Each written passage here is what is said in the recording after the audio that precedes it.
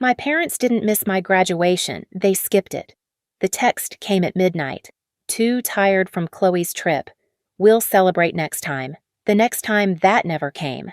By sunrise, I was standing behind Harvard's podium, 1,000 cameras pointed at me, and 3 chairs in the front row, 2 empty ones with a single white rose. When the applause ended, so did their silence. Because that morning every network replayed my speech, and the world saw what they didn't. You think you know what that felt like being unseen until it's too late? You don't. Not until you hear what happened after. I grew up in a town where everyone knew your last name and what your parents drove. Sunday mornings smelled like coffee gossip and freshly pressed church clothes. My mother, Zoe Hart, lived for those mornings. She was the kind of woman who believed that appearances were a form of prayer. If people saw perfection, maybe they'd believe it was real. My father, Robert, stood beside her quietly, the man who nodded more than he spoke. And then there was Chloe, the daughter who made perfection effortless. The golden child. The reason my mother's voice could shift from sharp to sweet in one breath. I was the older one, the quiet one. The kind of girl people introduced as Chloe's sister before realizing I had a name of my own. When I was 10, my birthday cake read, "Congratulations, Chloe," because Mom mixed up the orders after her dance competition. She laughed it off, handed me a slice anyway, and said, "We'll do yours next weekend." We never did. That was the day I learned how absence could still fill a room. Our house looked picture-perfect from the outside, white shutters, neat hedges, Christmas lights that blinked on time, but inside it ran on comparison. If Chloe's laugh was music, mine was static. If she got applause, I got quiet nods. Every success of mine was treated like an echo heard, but never celebrated. Grandma Helen was the only one who saw through it. She lived 2 streets over, always smelling of cinnamon and soap, and she'd whisper, "You don't need applause to be valuable, sweetheart." I didn't believe her then. When I got older, I stopped asking them to notice. I poured everything into school instead. Grades were safe. Numbers didn't play favorites. By 17, I was staying late in the garage fixing old radios and engines just to understand how broken things worked. Maybe part of me wanted to fix us too, but the more I achieved, the quieter they became. When I won first place in the state essay competition, Mom said, "That's nice," before asking if I could help pack for Chloe's trip. Dad nodded without looking up. That silence, that's where the fracture began. It's strange how one small silence can turn into a lifetime. I didn't realize it back then, but every "that's nice," every empty seat was preparing me for something bigger, something that would make their silence impossible to ignore. Harvard was everything my small town wasn't: loud, brilliant, alive. For the first time, I didn't have to explain myself to anyone. The cobblestone paths, the smell of coffee from the Science Center cafe, the hum of laptops at midnight, it all felt like belonging. But even in that new world, their silence followed me. The first semester, I emailed my parents a photo of the campus me in front of Widener Library red scarf, beaming. Mom replied 3 days later, "Pretty place Chloe's dance coach just got her a new gig in New York." "Isn't that exciting?"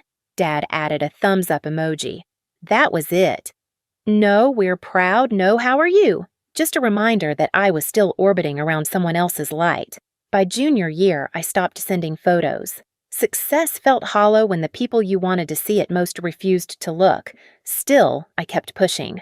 I got a research assistant position under Dean Alvarez, a woman who believed in impact over prestige. She taught me that data wasn't just numbers.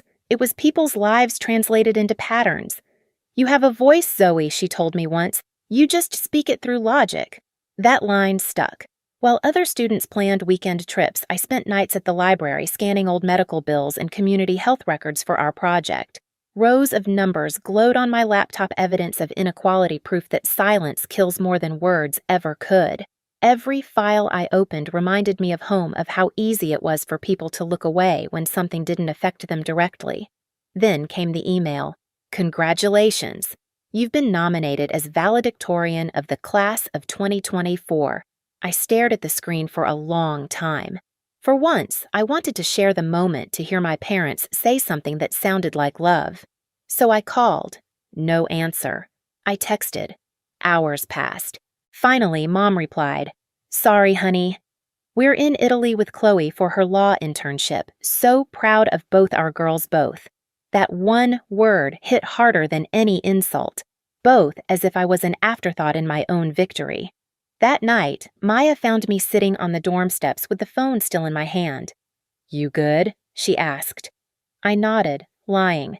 Inside, something was breaking quietly. 2 weeks later, I got another message, short, almost casual.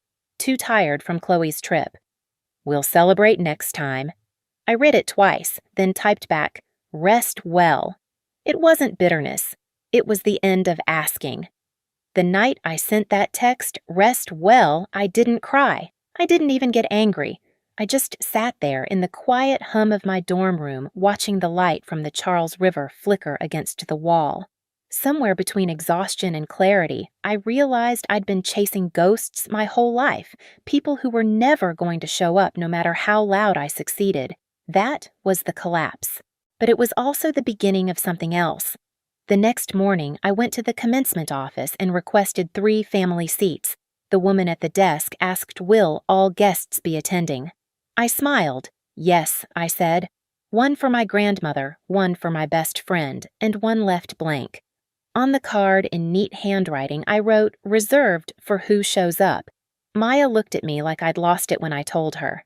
"That's poetic," she said, half laughing. I shrugged. "It's honest." In the days that followed, I threw myself into my speech. I stayed up until dawn in Widener Library, scribbling lines across old notes and coffee-stained napkins. I didn't want to sound perfect, I wanted to sound true. I wrote about every student who had worked 2 jobs, who studied in empty dorms during the holidays, who learned that silence can be survival until it becomes strength. I wrote about how sometimes the people who should clap for you are the ones who taught you to perform without applause. When Dean Alvarez read the draft, she didn't say a word at first. Then she looked up, eyes glinting.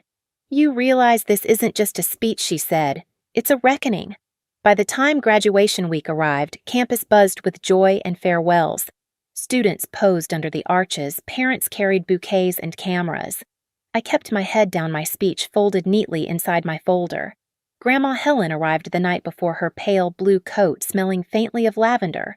She took my hands and said, "You don't have to prove anything, Zoe. Just speak."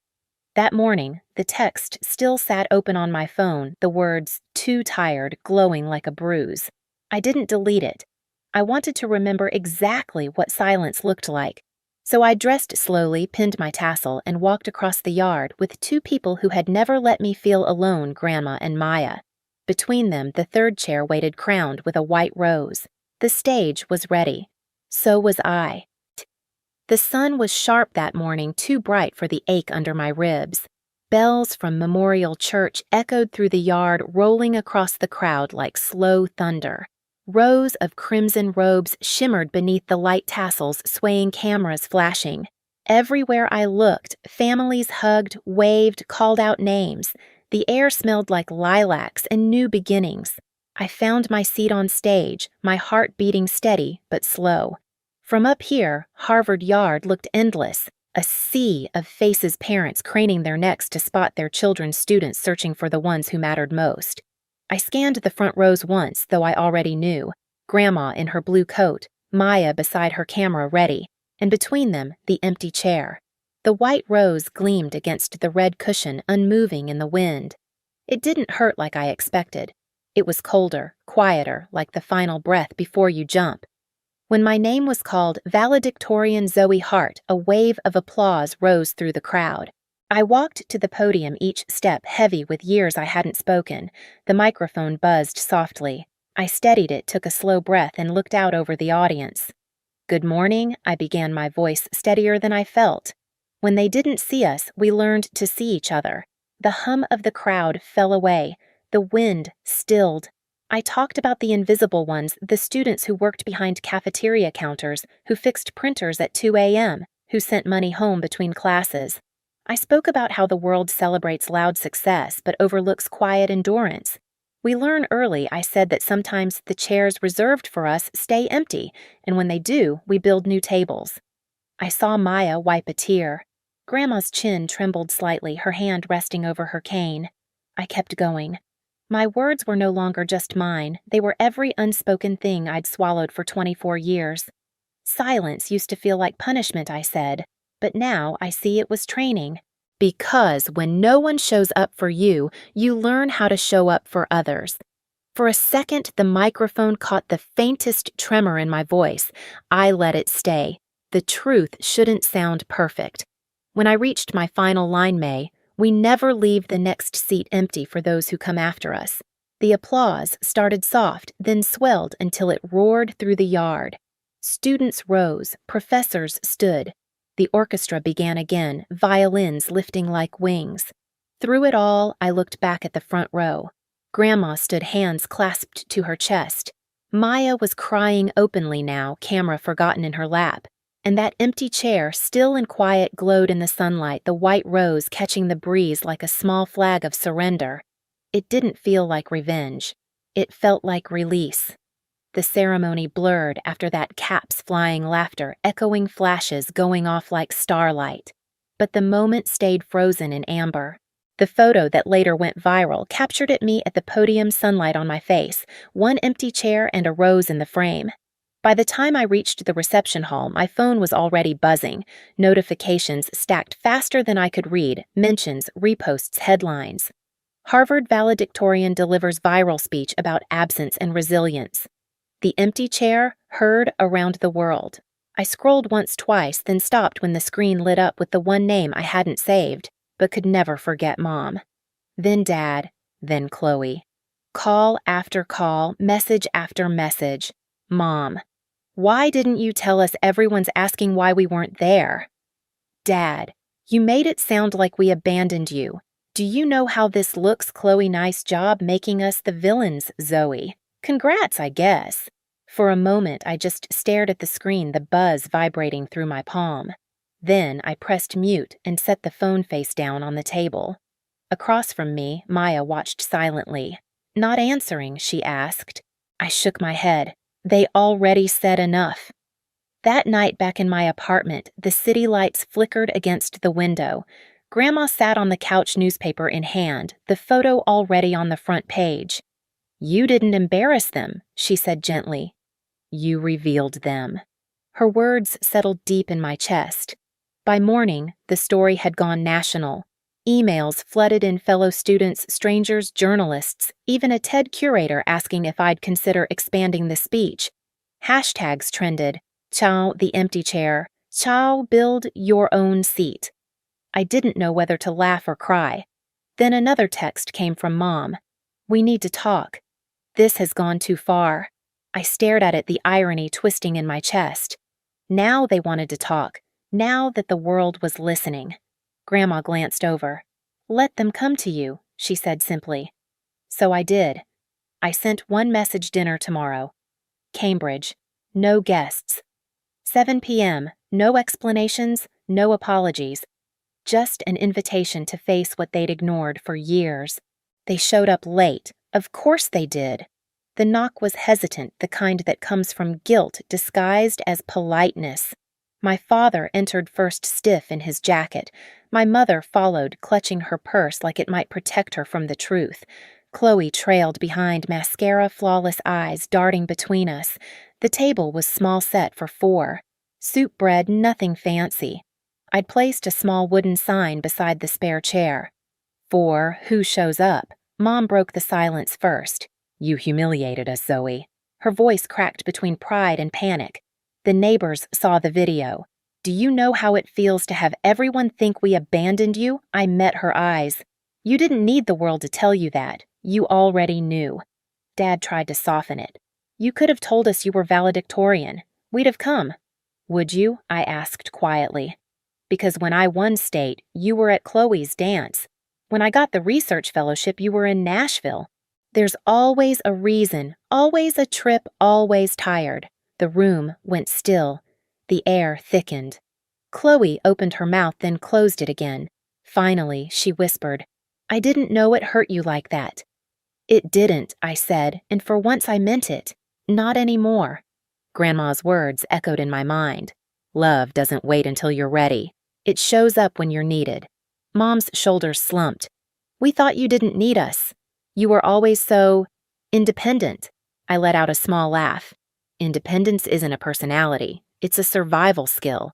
Silence fell again heavy, but not cruel. Something cracked in it, maybe understanding, maybe shame.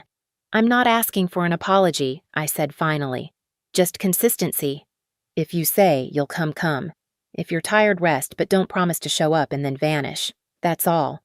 No one spoke for a long moment. Then, Dad nodded slowly like a man learning to bow for the first time. We'll try, he said. I smiled faintly. That's a start. When they left, the air in the apartment felt lighter. The rose on the table had begun to wilt its petals soft, but still beautiful. I replaced it with a fresh one, same color, same meaning. By the end of that week, the world had moved on to another headline. But in my home, the chair stayed. Always waiting, always ready. The week after that dinner felt strange, quiet, but not empty. My phone buzzed lest the news cycle had moved on, and Harvard Yard returned to its ordinary rhythm of tourists and pigeons. Yet, something inside me had shifted like a bone, finally set right after years of pain. Grandma came by every few days, bringing lemon cake and advice, disguised as conversation. You gave them a mirror, she said one afternoon, settling her cup on the table. Now it's up to them to decide if they like what they see. I smiled, but I didn't wait for their reflection. I'd spent too many years waiting. A week later, I spoke at a small community event downtown. Nothing grand, just students and locals gathered in a library basement. I used parts of my speech reworked for a smaller room. There were no cameras, no applause, just nods from people who understood what it meant to build your own seat. Afterward, a girl my age came up, eyes glassy. My parents didn't come to my graduation either, she said softly. But seeing you made it hurt less. That was the moment I realized the story had done its job. It had turned pain into permission for someone else to heal. At home, the chair still sat in the corner beside my desk, the wooden tag dangling. For who shows up. Sometimes when the light from the window hit it just right, it didn't look empty. It looked expectant. Mom sent a text to the following Sunday dinner next week early this time.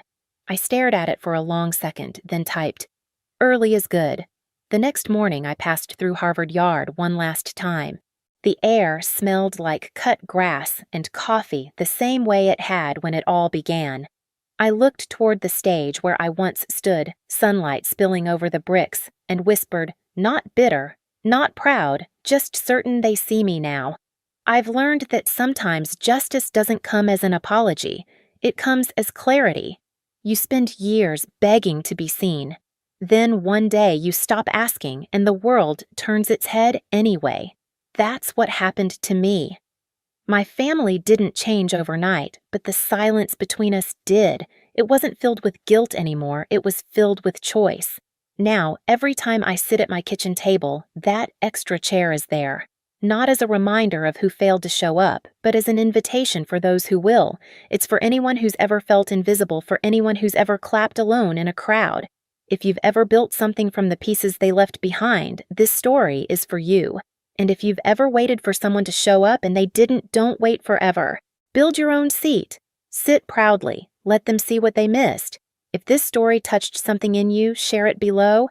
Tell me where you're watching from or who you built your own chair for. And if you want more stories like this, stories about finding power in the quiet, subscribe, stay, and let's keep showing up together.